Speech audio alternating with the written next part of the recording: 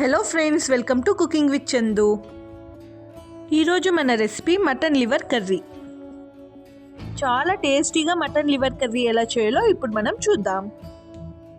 ముందుగా స్టవ్ మీద ప్యాన్ పెట్టి ప్యాన్ హీట్ అయ్యాక 2 టేబుల్ స్పూన్లు ఆయిల్ వేసుకోవాలి. ఆయిల్ హీట్ అయిన తర్వాత 2 సన్నగా కట్ చేసి పెట్టుకున్న ఆనియన్స్ని వేసుకొని ఫ్రై చేసుకోవాలి.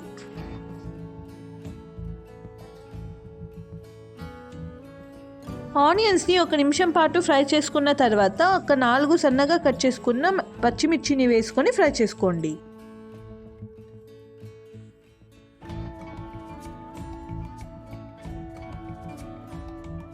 Onions light golden brown colour వచ్చేంత వరకు మనం ఫ్రై చేసుకోవాలి.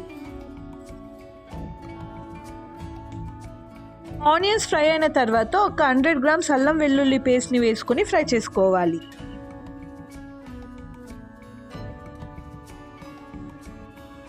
అల్లం వెల్లుల్లి పేస్ట్లోని పచ్చివాసన పోయేంత వరకు మనం ఫ్రై చేసుకోవాలి.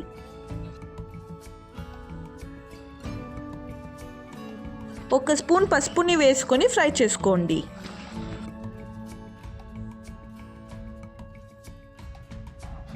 మొత్తం అంతా కలిసేలా కలుపుకోవాలి. ఇప్పుడు మనం ముందుగా కట్ చేసి క్లీన్ చేసుకున్న మటన్ లివర్ని వేసుకోవాలి. ఇక్కడ నేను 2 కేజీల మటన్ లివర్ని తీసుకున్నాను.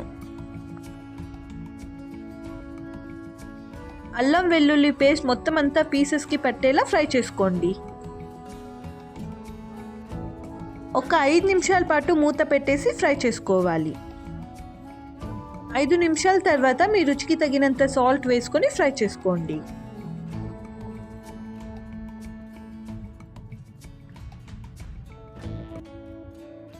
సాల్ట్ మొత్తం అంతా కలిసేలా ఇప్పుడు మనం కలుపుకోవాలి.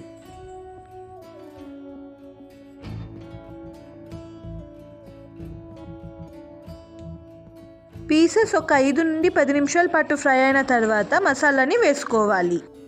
ముందుగా 1.5 కప్ ధనియాల పౌడర్ని వేసుకోవాలి.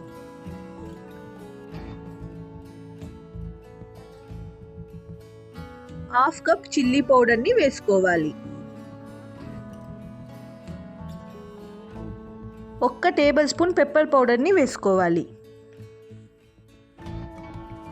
ఆ తర్వాత 2 టేబుల్ స్పూన్ల గరం మసాలాని వేసుకోవాలి. ఇప్పుడు మొత్తం అంతా కలిసేలా కలుపుకోండి.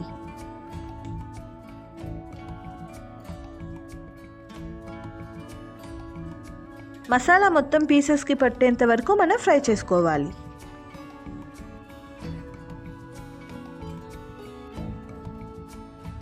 మసాలానంతా పీసెస్కి కలిసేలా కలుపుకోండి.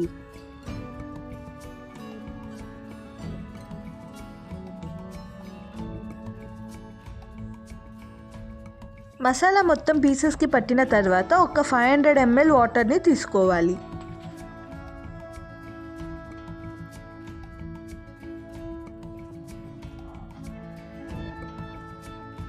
ఇప్పుడు మొత్తం అంతా కలిసేలా ఒకసారి కలుపుకోండి.